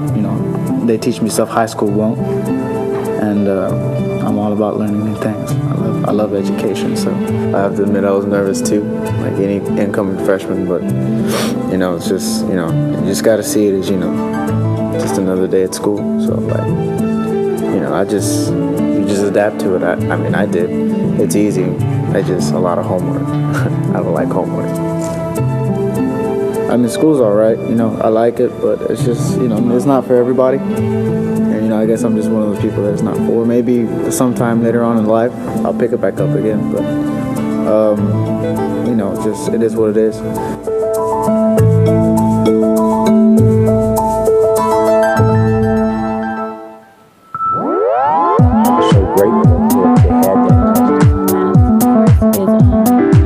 want to be somebody and successful. It keeps me thinking here. Actually, it helps me a lot. And we said orientation should be required, so that way people can get a better understanding of what their classes are. And when they first time out here, they won't have to look for this classroom. I can understand how it would be more convenient sometimes to take an online orientation, but really having more personal orientation with a tour so that you can understand where the buildings are, what the lettering system is, and how the college works in general, we thought that would be very important. It gave me an opportunity to already meet new people, because that was also one of the things I was worried about, was I didn't know anyone here. So I actually already made new friends. They just pretty much showed you around. They introduced a couple of teachers and then sort of suggested how you were going to be treated in the college by a lot of the professors. And to be honest, they were pretty accurate on everybody's nice and everybody's willing to help you. But I'm glad I did it because I learned a lot of stuff that I did not know. And as soon as I walked out of orientation, I knew exactly what I needed to go do. It was exciting. I liked it, yeah. I was like, orientation, hey, I'm almost there. And you eat? Almost there. You get some pop, snack? No, I ain't get no snack. I think it should be mandatory that every student has an advisor. When new students first come in, I think they could have a mandatory one-on-one sit-down with the counselor or something to really discuss in detail their degree plan and stuff. So I think it would be good if everyone had somebody they could talk to that is school related and can help you in your personal and your educational life. It's always good to learn, but when we have a goal, it's like, what progress am I making toward that goal? Because overall, everything else was kind of like being in the DMV. You have to sign something here and then go over here and sign something and then everywhere else. But once you sat down with the counselor, it was very helpful. College is different from high school. You have to manage your time different, and I'm barely starting to get a hold of that. It's a college success class. It was actually really useful. Since I've never been to college before, so I figured it could be helpful. So I took the class. It just teaches you time management and setting your goals, what you want to do further in your education. Like study skills, writing, getting research. It's everything built into one class, basically. All the services the school has, that's actually kind of how I learned the most about them, was through that class. And her classes were really tough. It was a lot of work. She tells you, you're doing good and you could do better. You're a good student. She makes you want to learn and do better in her class. Having that base of knowledge that I have after making it through her class, it's just indispensable. It makes me think hard, so much about this certain situations, about current events and stuff. And I learned a lot. It keeps me thinking, The atmosphere is just great. Everybody knows what's going on, and everybody's interested, and everybody's active, and the teacher is treating us like, like it's not just another lecture. It's actually class, and you can make it fun. He gave us a riddle, and he put us in groups. And putting us in groups actually brings us a little bit closer together as a class. And that's exactly how it went. We all clicked right away. We weren't afraid to talk to each other, and then we'd have a group discussion. That's one thing we always do. We have a group discussion, and people aren't afraid to open up. The way she was enthusiastic about the subject she was teaching made you feel enthusiastic to be there and learn everything that she had to say. I'm learning more and more, and I think, if I'm not in that class, what am I going to miss? Well, thankfully AMP has an SI, and what she does is it's a student who previously took the class, aced it, and knows this professor, this class, and you get together once a week, twice a week sometimes, and you go over the material that's been discussed in class. It has really saved me big time.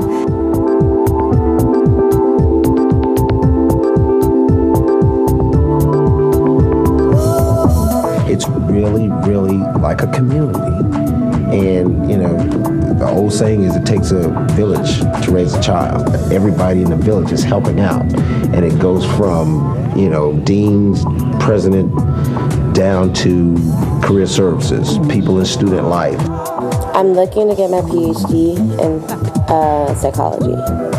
I'm teaching at a high school somewhere. Getting my PhD and being a doctor. I would really love to be in the medical field.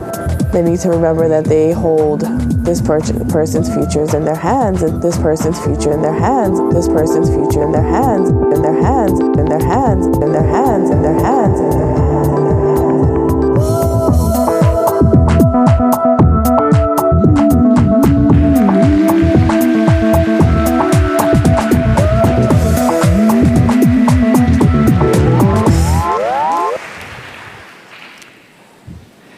Aren't they great? So, as promised, what did you hear? Let me hear. What did you hear?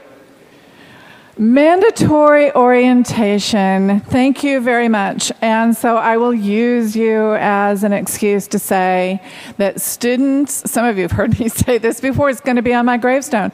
Students use the word mandatory all the time. They are talking about experiences including orientation, student success courses, required study groups outside of class, required time in the lab.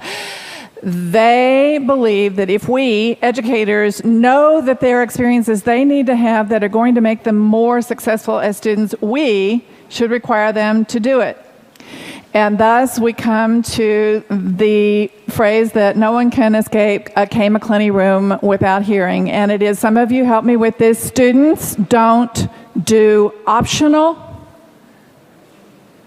Students don't do optional. Students are a whole lot like human beings. They're busy. They're multitasking. They expect us to make those experiences a part of what it means to go to college at North Seattle, at Seattle Central, at South Seattle, and at the SVI. That's what they expect, and they tell us that all the time. They say mandatory. We don't believe them, so we say back to them in focus groups, do you really mean mandatory? And then they define the word for us. They say, yes, that means that every student should be required to have that experience. So we get it. I hope you get it too. What else did you hear? Engaging teachers. Students want to be actively and collaboratively involved in learning. And here's the good news for you. On the SESI survey, we have a benchmark called active and collaborative learning. The more students are actively involved in the learning process with one another, with faculty, and with the subject matter they are learning, the more likely they are to make good grades, to learn at higher levels, to persist in college, and to complete degrees, period. It's the most powerful predictor we have. It really matters. What else did you hear? No, that's not what they say, actually. Not advisors. They need advising. They need the experience. They want to have a plan. And so we need to unpack the big black box that's called advising, because there are several functions in it. We're going to do that in just a minute. We're going to do it really fast. So they say, I need a plan. I need a plan with milestones on it that show me the way from where I am to some different and better place that I want to be 2 or 3 or 5 years down the road. Thank you. What else?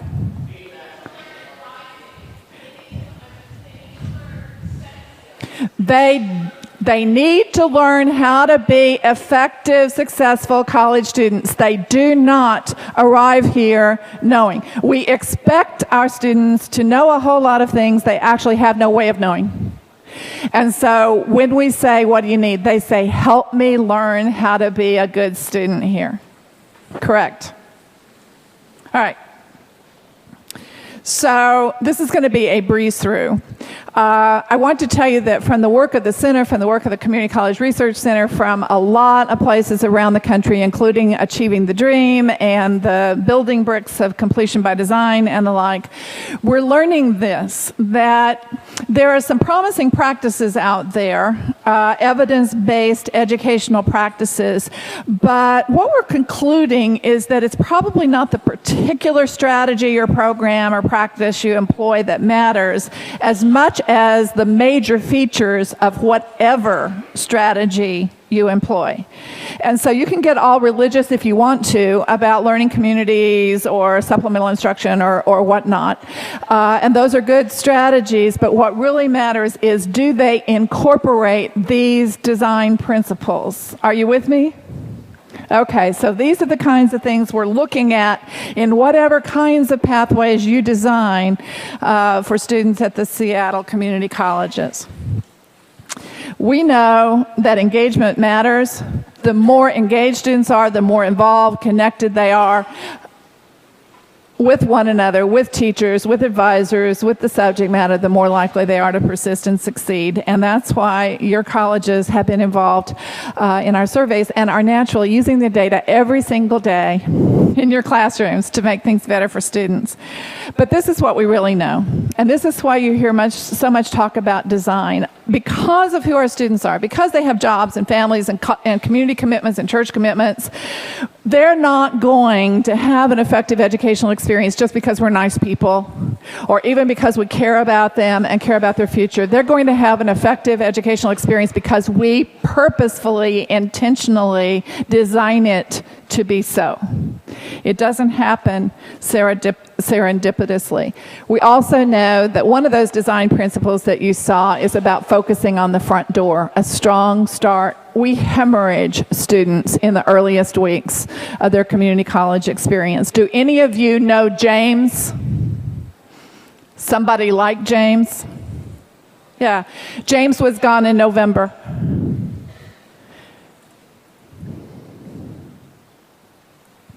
Okay, now thinking back. In focus groups with students, we often ask them a question, something like, did you ever think about dropping out of college? And when we ask that question, they typically laugh at us and look at their watches and say, yeah, about every 20 minutes I think about dropping out of college.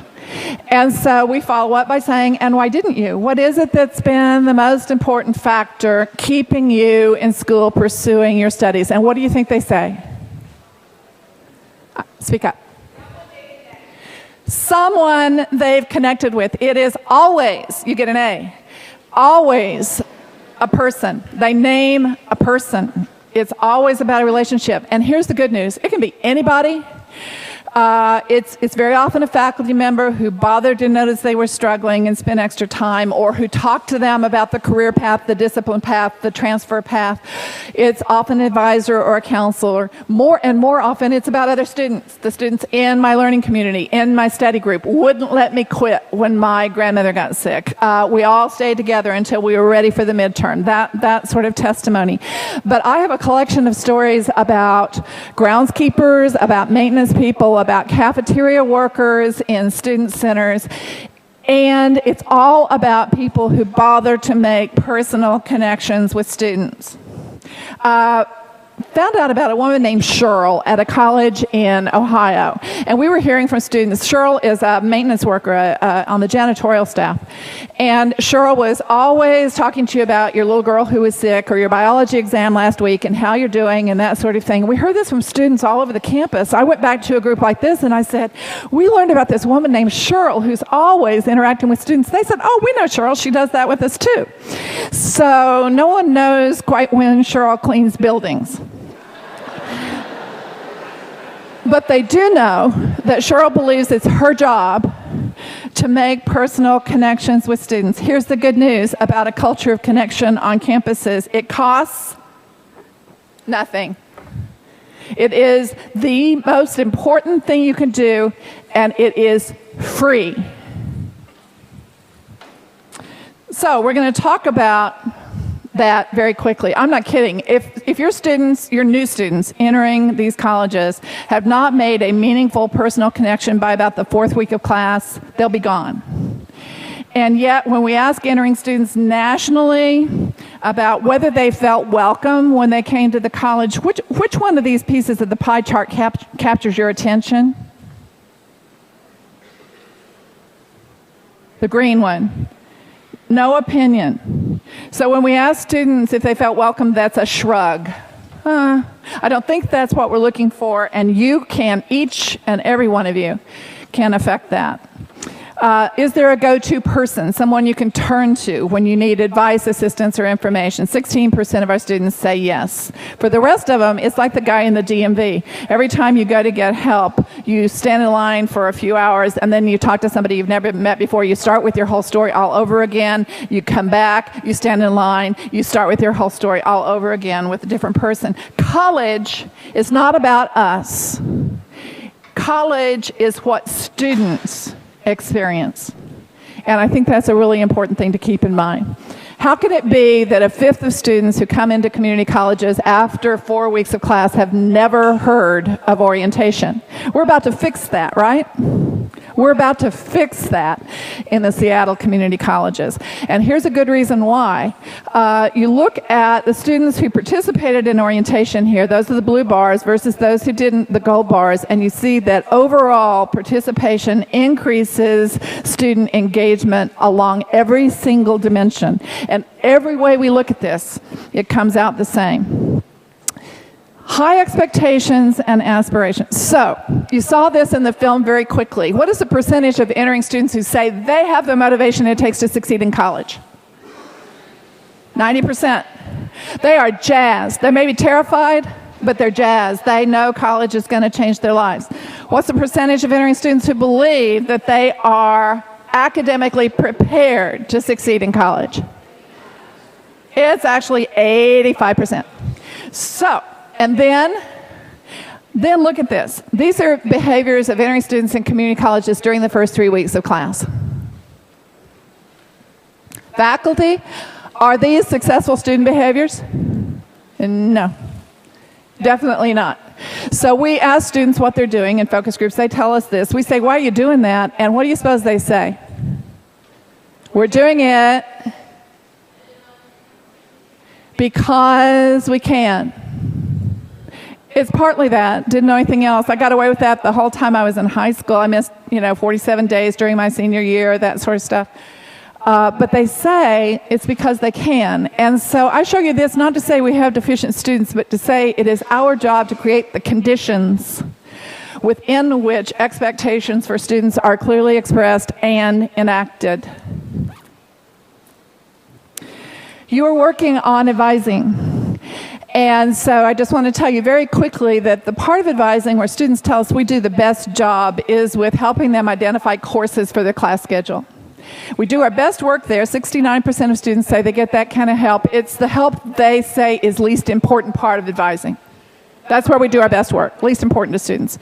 Next, did somebody help me to set academic goals and create a plan for achieving them? Here we go down to, see this, 31%. Community college students, 31%. And finally, I'm going to let this guy tell you about another part of the advising process. My English class, I'm doing Way great. up. Volume, please. But my math class, I am not doing well at all. And I think I took on too much at one time. The English, my time is allotted for maybe 2 classes, but I took on 3 classes. And so that really just, and not ever going to school before it, I went and did something that I should have really got a lot of counsel on. And so I jumped and said, yeah, I can do this and I can do that. And oh, yeah, take a psychology class too. And so I took math, English, psychology, and now I am catching it.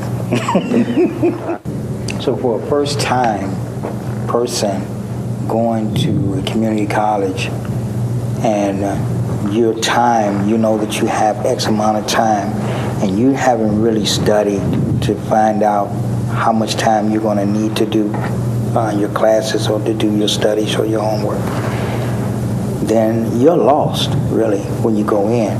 And that's what happened to me. I went in, and I knew what the approach that I wanted. I knew what I wanted to go after. And so I went after that. But nobody said, what about your job? What about your home? Right. What about your children? What about the time you need to spend with your wife? What about church?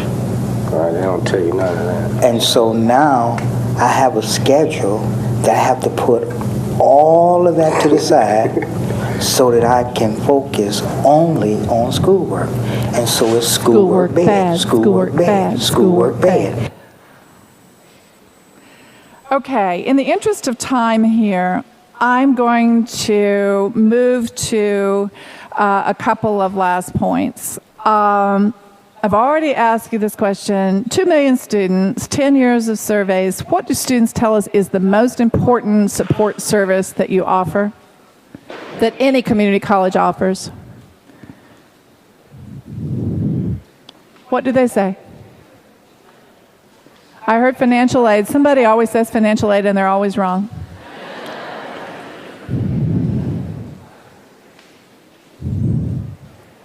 Every year, I've never seen a college where students didn't put this service as number one. So way to go on your work. Keep at it. Now, also, as you're developing these pathways, what I'd like for you to look for is for the alignment between what the college says it provides. We provide a lot, and what students actually experience. There are big misalignments there, and it's partly because of our reluctance to require. So if about 70% of our students need developmental education, but most of them never use tutoring, most of them never use supplemental instruction, most of them never are in the lab, and so forth and so on, then we've got an alignment issue and we need to rethink that. Providing stuff is not sufficient. Getting students connected with it inescapably is part of the pathway.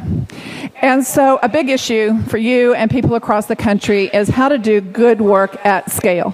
That is so that, as the chancellor said, those outstanding experiences, that outstanding graduate is not the story of one student, but it's the story of most of your students.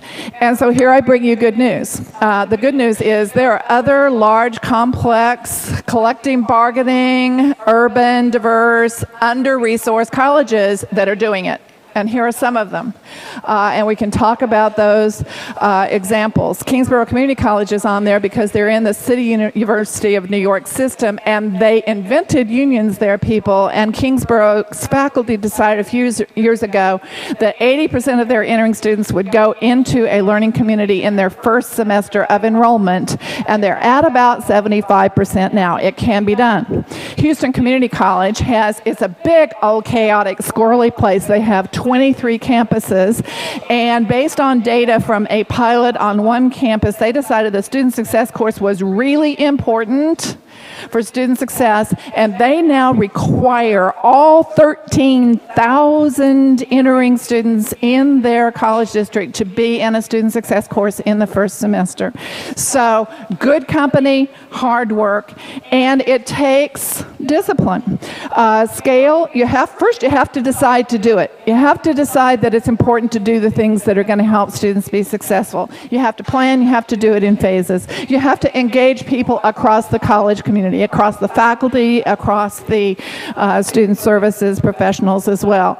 These times with low resources, high demand, diverse students call for more ingenuity in community college work than I think we've ever had to apply before.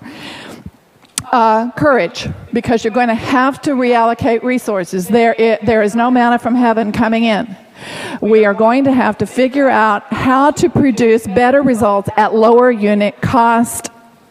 Don't believe anybody who tells you something different.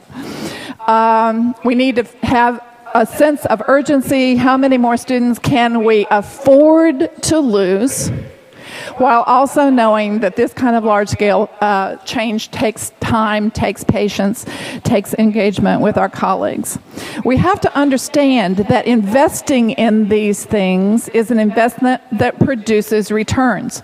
Not only returns in terms of student success and progression, but actual financial dollar returns. Retention is a revenue stream. Again, we have to relinquish the reluctance to require our students to do what we know they need to be doing. And because we're asking people to do things differently, we have to target strategic professional development for faculty and staff, and maybe even our maintenance workers. So, there are a lot of things that are emerging as evidence-based strategies for change. You've got people in your colleges that are working on it, and I'm going to finish with 2 rules of the universe. Consider this. It comes out of the organizational change literature. Every college, every program, every service, every class, every course is perfectly designed to get precisely the results we're currently getting. Right? So if we're pretty happy with a 30% pass rate in anatomy and physiology, or with losing half of our students every year, or, go on and on and on, well then, let's all feel comfortable and get on with it. If we're not happy with it, what's the implication? This one's from Alcoholics Anonymous. Yeah, okay, so change is something all of us are pretty much in love with as long as it's somebody else that's doing it, right? No such luck. We're all in this together, you together as a college district, and we together as community colleges across the country. And so I leave you finally remembering this young woman who in the early video said to us, they need to remember that they hold these persons' futures in their hands. So as you begin this quarter, this academic year, go shape some futures. Thank you so much for your work.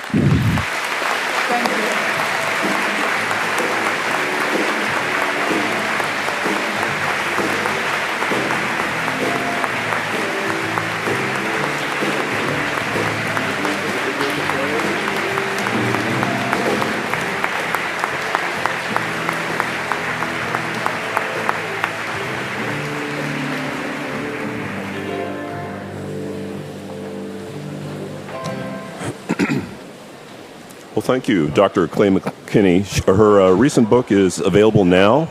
We also have copies of that book available at all of our libraries.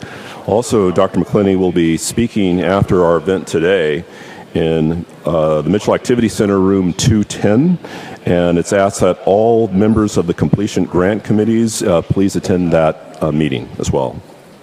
Well, one thing that Dr. McClinney left us with was not only the students' voices and the students' experiences, but had us think about our own experiences. But what we want to do now is actually hear from 2 of our students and their experiences here at the college. So I'm going to ask two students to come forward. Please welcome Alyssa Young and Marcus Koo to come to stage.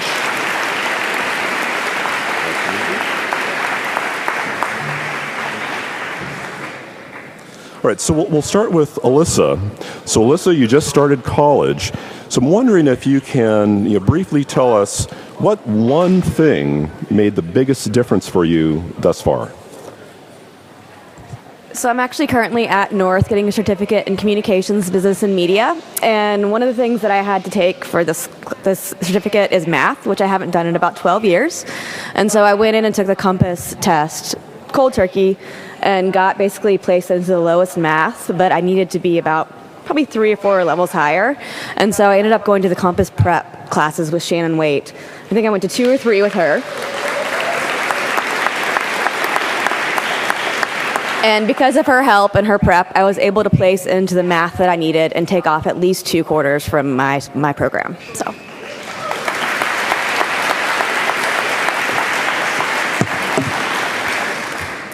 And to introduce Marcos, I just learned that he came to the United States 7 years ago and has already completed 2 programs. So I'm going to ask you the same question. What one thing made the biggest difference thus far for you? Good morning, everyone. Well, I was able to prepare a little speech, and employees of the Seattle Community Colleges, my name is Marcos Ku. Where is he from? Probably some would wonder. Well, Ku in the Mayan language means bird nest. Indeed, the Mayans are my Mexican ancestors. I immigrated to Seattle from Yucatan Peninsula about 7 years ago. At that time, were only few words I was able to pronounce in English. Therefore, I decided to do something about it. I began my education in 2005, and for 1 year, I was an ESL student at Central. In 2008, I returned to school to complete the certification of Introduction to Computers and Office Occupations at South Campus. In 2009, I was ready for a new challenge. In 7 of 10 quarters, I was on the Dean's list, achieving my associate's degree in Social and Human Services once more at Central. The last 3 quarters of my associates, I worked, studied, and simultaneously did a field placement at the Employee Services Division at the district office. In the coming fall, I will begin my senior year in the Bachelor's of Behavioral Science, yes, at Central.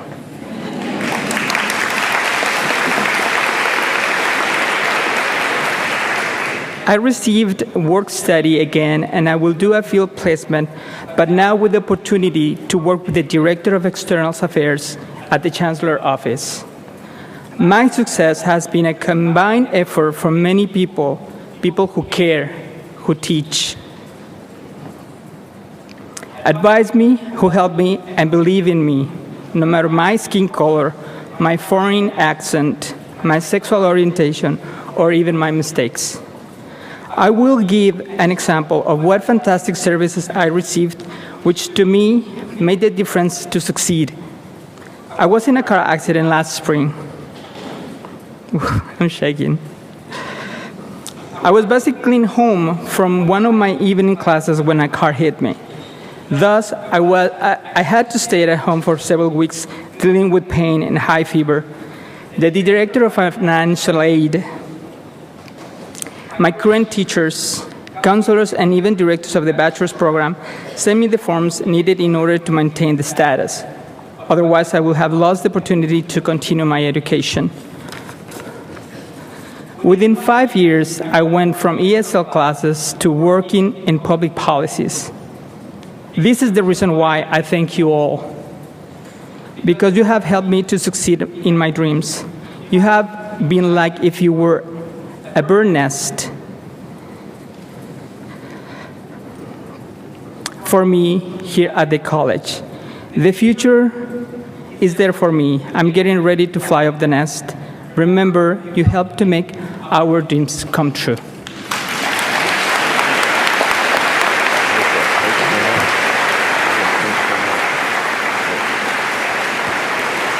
You know something? We should actually give them a standing ovation just to show some love.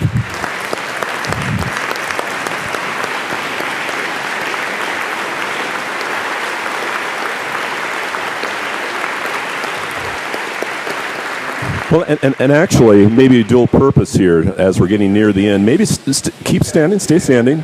This is a good chance also for a little stretch break as well. So, one, I do want to thank both of the students, and we're really looking forward to seeing you through to graduation.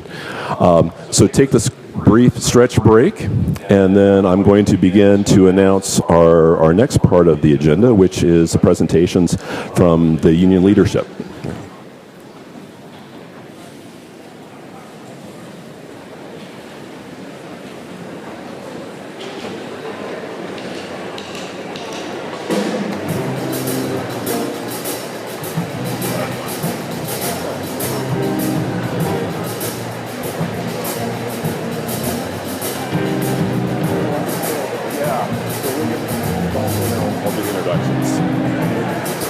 Okay, that was the brief interlude.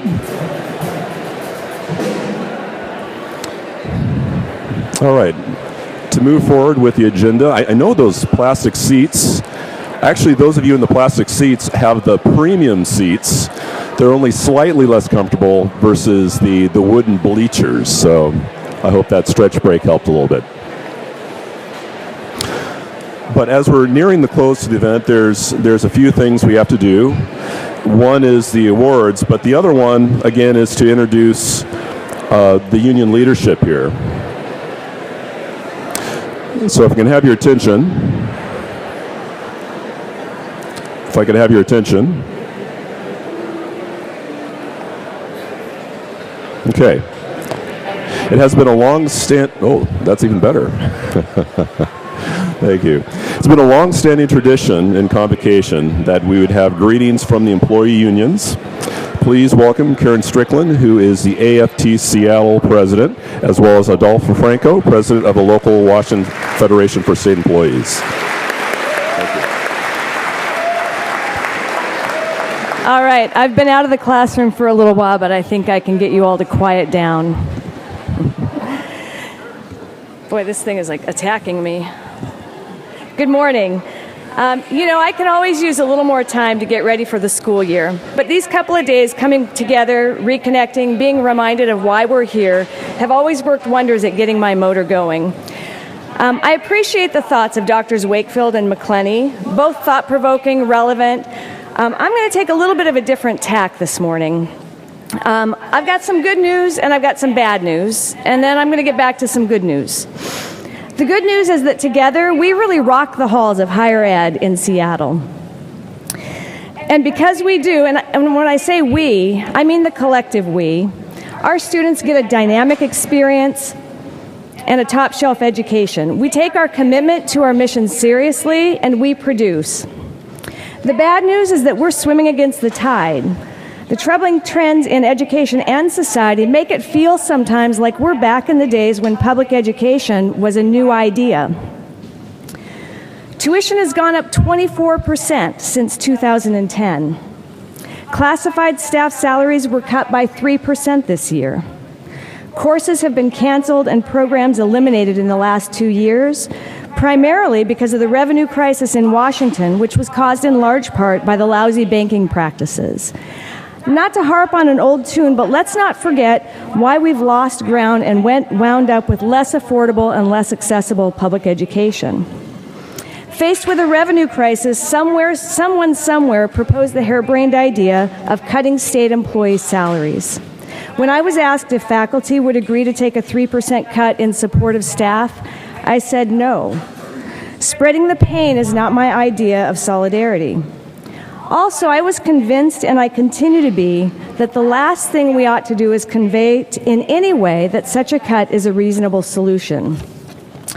We were right to draw that line. AFT Seattle, I believe, was right to draw that line. But I have to say, at the district office where my office is, for weeks, I walk by a cubicle and I see a sign that asks, "Classified staff worth 3% less?" And I cringe every time I see it. We all know the answer to that question. Absolutely not. And we were right to draw that line. But my takeaway is that we have to fight much harder, much sooner, and together to make sure that sort of thing doesn't happen again. So this brings me to some good news. We are stronger together when we build community. And I'm not talking about the TV show. I actually watched the TV show, and I wish the writers would have consulted with me before they went to air. I don't get it. I'm talking about the many communities that we're part of and the necessity of forging these alliances more intentionally, consistently, and for the long run. Staff is one community, and I'm also thinking about the student community. I think about that 24% rise in tuition and the decline in enrollment and the lost opportunities, and I have to ask, what else could we have done together to prevent that rise from happening? Another community I'm thinking about is AFT's very first local, the Chicago Teachers Union. The Chicago teachers struck not just for their own well-being, but for educators, students, working people, for the larger community, and for our future. They struck because they could no longer abide the increasing role of standardized tests in education. They recognized that relying on test scores to evaluate teaching effectiveness profoundly simplifies students and the learning process. They struck because privatization threatens teachers' working conditions and, by extension, students' learning conditions. Public education is a cornerstone of democracy, and we must protect it. They struck because there comes a time when you have to draw a line, and no air conditioning in 95-degree rooms is one of those times. AFT Seattle is also in community with organizations like El Comité and the Northwest Immigrant Rights Project, advocating on behalf of dreamers, young people who have been in this country most of their life, but who have no path to citizenship and little access to college once they leave high school. We're in community with Occupy Seattle, a movement just a year old but with lasting impact. Occupy continues to call out the consequences of economic injustice, such as home foreclosures and student debt. Every single one of us knows students that are impacted by those issues. By allying with groups like Occupy, we can help bend the arc of the moral universe towards justice. Community is essential in an era when education and labor are under attack. By banding together with our allies, we can become a formidable champion of our colleges, our democracy, and our working conditions. And speaking of working conditions, on a final note, our working conditions are our students' learning conditions. We're at the bargaining table, as Dr. Wakefield mentioned, in order to make progress, and we hope to present a contract for ratification by the end of fall quarter. It's no easy road, though. Given the economic climate we're in and given the fact that the district's perspective and ours sometimes diverge, it takes hard work. The bargaining team needs your support, needs to know that they are part of a larger community.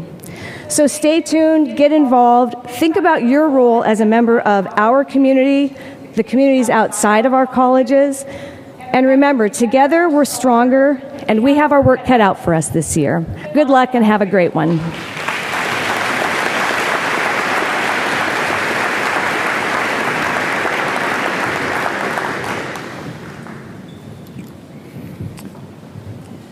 Chancellor Wakefield, members of the Board of Trustees, guests, welcome.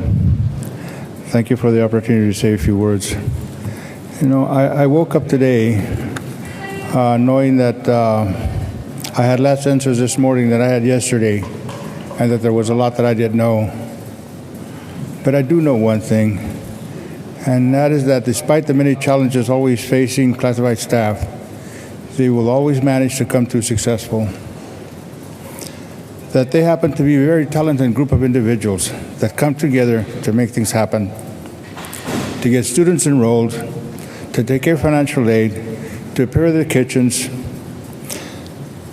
the grounds and maintenance crews working together, making the grounds and the buildings safe, classified staff changing directions, oftentimes hour to hour, some day to day, and working behind the scenes, the custodial staff, oftentimes on scene, cleaning restrooms, leaving classrooms, ready for students and faculty,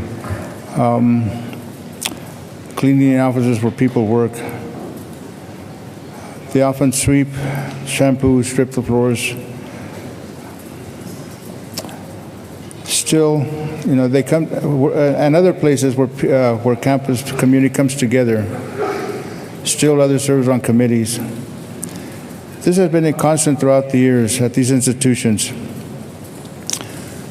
Other changes may come and go, but classified staff will always be up to the challenge that comes their way. We have heard people talk about the success and the other things that we need to work on. And we need to close the gap. The needle is moving, and it's moving for some people, and it's not moving for classified staff. You're left alone at times, and I understand that. Negotiations, it's often a difficult task, but they're made more difficult by the distance and the firewalls between the district and classified staff and the needs that we as a community need to address. I do want to thank you, though, because in spite of all these things and all these obstacles in your way, and often unappreciated, you still continue to shine. You still continue to show your dedication to the success, not only of these students, but the success of the people that lead the community college district. And I want to thank you for doing it with dignity, for doing it with pride, and for doing it for yourselves. Thank you.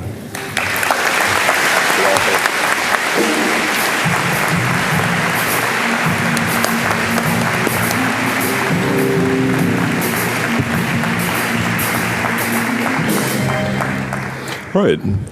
Thank you again, Karen and Rodolfo. Now, before we close, it's the big moment that you've been waiting for. So we will learn who wins the dinner for two at Sky City, which is on top of the Space Needle. If you haven't been there, it's wonderful. I've been told that the gift was actually donated by the the Space Needle Foundation. So thank you to the Space Needle Foundation. So I will ask the Chancellor here, with her vast knowledge, and not only vast knowledge of the World Fair, that you look the same 50 years ago as you do today, which is wonderful. Okay? So we're going to pull a number. Or why don't you pull out the number? Mix it up really good. Have you pull out the number. So you must be present to win. Okay. Just do the number. Yep. Everyone has their number? 252406. Say it again. 252406. Is someone left early? This is 3 times. Okay, I have to read it one more time. 252406. Going once, going twice. Once, twice, okay. Right. If you know someone with that number, tell them, okay? 252461. Yay!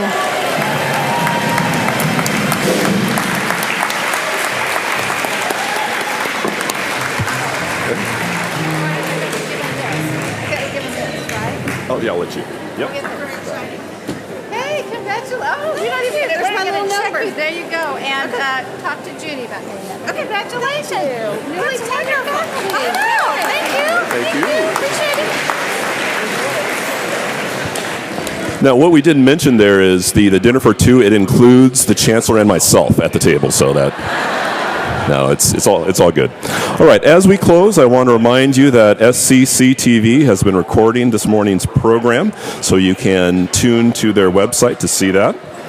Also, I want to thank everyone joining us this morning, the trustees, the honorees, the people that provided organizational and technical support, the band, everyone that helped put this together. Also, I want to draw your attention to my left or to your right that we have information/expo tables. And one thing to note, too, that the Info Expo tables, there's an opportunity, if you go to them, that you can win another prize. Yes. So visit a booth, ask a question, and get a ticket, and you'll be entered to win a Kindle. Pretty cool. I don't know, is that the new Kindle or anyway, a Kindle. That's pretty nice. Or a $50 Visa gift card or a $25 Lowe's gift card. So at this time, I want to thank all of you for coming to Seattle Central. For those of you that are from Seattle Central, thank you for crossing the street. and have a wonderful year. Ben, take us out of here.